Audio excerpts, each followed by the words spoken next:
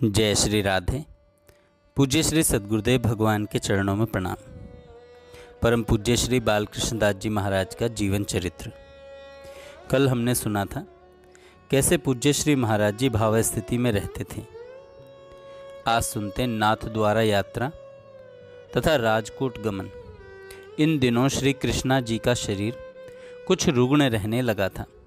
गंगा मंदिर में श्री महाराज जी अपने 2-4 निर्जनों के साथ परम विरक्ति से रहते थे।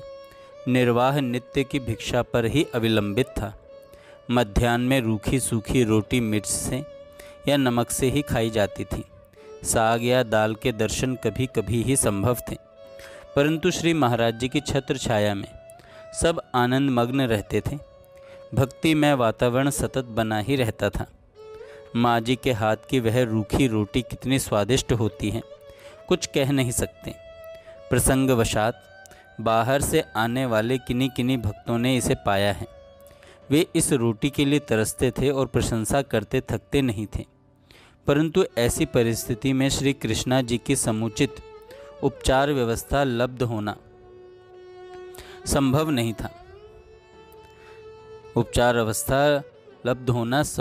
था। अतः अपने इलाज के लिए वे अपने पूर्व परिचित भक्त के यहाँ अहमदाबाद, फिर वहाँ से भी श्री कांजी भाई नामक एक पूर्व परिचित गृहस्थ भक्त के यहाँ राजकोट चली गईं। वे संपन्न थे। उन्होंने पर्याप्त धन व्यय करके 2 महीने तक इलाज कराया, परंतु इनका स्वास्थ्य गिरता ही चला गया। इस समय श्री महाराज जी मंडलेश्वर में थे। वहाँ इनके स्वास्थ्य के समाचार प्राप्त होने पर श्री महाराज जी ने इन्हें मंडलेश्वर चले आने के लिए लिख दिया। श्री कांजी भाई के सुपुत्र धीरज लाल श्री कृष्णा जी को लेकर मंडलेश्वर आए और इलाज के लिए 500 रुपये देकर राजकोट लौट गए। वे 1 महीने के पश्चात फिर इन्हें देखने वृंदावन आए। धीरज लाल जी को आगे नाथ द्वारा भी जाना था। इन्होंने श्री महाराज जी से भी नाथ द्वारा चलने की प्रार्थना की। श्री महाराज जी ने स्वीकृति दे दी। तब वृंदावन से श्री महाराज जी, मैं और 1-2 भक्त भी नाथ द्वारा गए। वहाँ 1-2 दिन रहकर श्री नाथ जी एवं उनकी समस्त ऐश्वर्यमयी सेवा के दर्शन किए।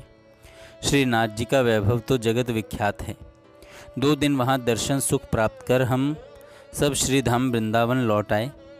श्री धीरज लाल राजकोट चले गए। वे श्री महाराज जी के दर्शन एवं सत्संग से बहुत ही प्रभावित हुए थे।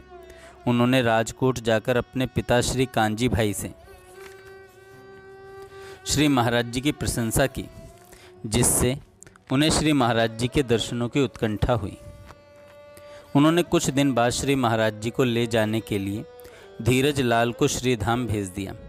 पहले राजकोट से तार द्वारा सूचना भी दे दी थी। सन 1950 फाल्गुन मास में धीरज लाल श्री महाराज जी को लेकर राजकोट गए।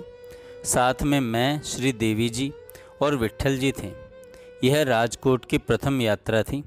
यहाँ से तार दे दिया गया था। श्री कांजी भाई और वहाँ के बहुत से भक्त फूल माला लिए स्टेशन पर उपस्थित थे। माला अर्पण तथा प्रणाम आदि सत्कार के पश्चात वे श्री महाराज जी को अपने निवास स्थान पर ले गए। कांजी भाई के यहाँ सतत 1 महीने तक नियमित रूप से सत्संग होता रहा। लगभग 300 श्रोता सत्संग में उपस्थित रहते थे।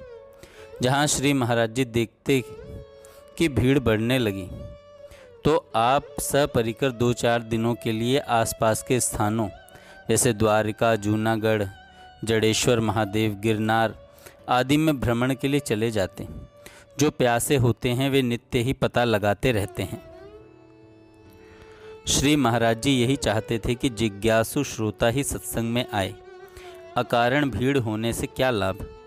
राजकोट में श्री महाराज जी द्वारा अंग्रेजी में लिखित सत्संग के 2 पैम्फलेट भी छापकर श्री मगन भाई ने श्रोताओं को बांटे थे। कांजी भाई के मकान की दूसरी मंजिल पर श्री महाराज जी के रहने की व्यवस्था की गई थी। उसके पीछे की ओर एक छोटा सा आंगन था। कमरे के दक्षिण के वातायन से नीचे का आंगन दिखता था। एक दिन कांजी भाई की 8-9 वर्ष की पुत्री पड़ोस की लड़कियों को लेकर इस आंगन में मंडलाकार नृत्य करती हुई गीत गा रही थी। श्री महाराज जी वातायन से झांककर देख रहे थे। उसके मधुर कंठ से गीत और मंडलाकार नृत्य देखकर श्री महाराज जी भावावेश में मूर्छित हो गए।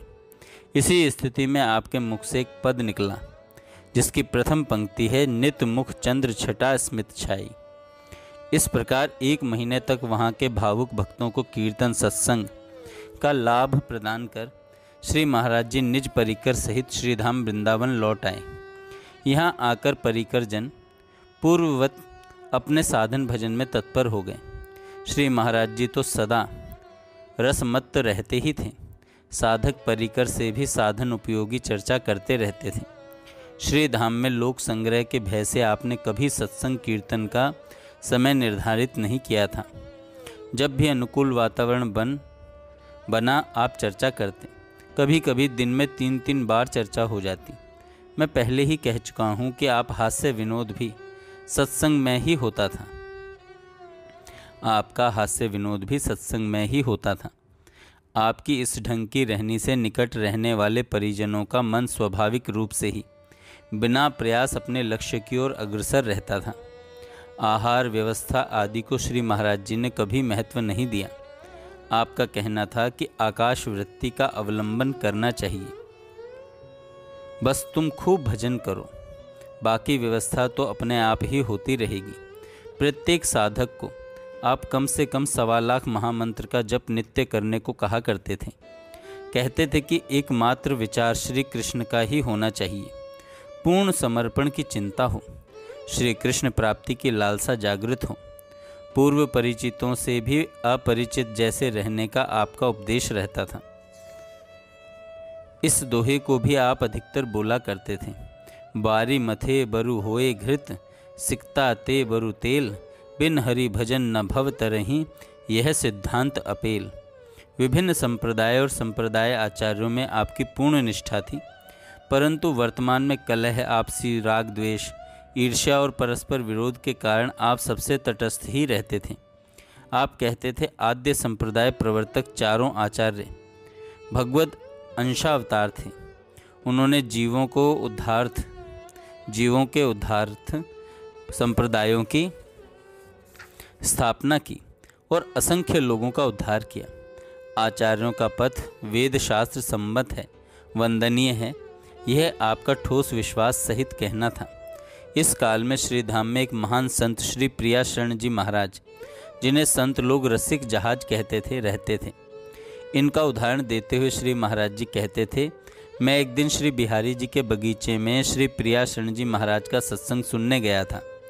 वे कहते थे कि संसार के बंधन से तो जीव मुक्त हो सकता है, परंतु संप्रदाय के बंधन से जन्म जन्मांतरों में भी मुक्त नहीं हो सकता। इसलिए श्री महाराज जी का कहना था कि जिसको इसी जन्म में भगवत प्राप्ति करनी है, वह सबसे अलग एकांत में रहकर व्याकुलता पूर्वक खूब नाम ले। साधक को भगवान तथा व्यक्त अव्यक्त सिद्ध संत सदा देखते रहते हैं। वे समय समय पर कृपा करते रहते हैं और अपनाते हैं। हमारी सीमित मायाच्छन्न बुद्धि से संत की खोज तथा पहचान संभव नहीं है।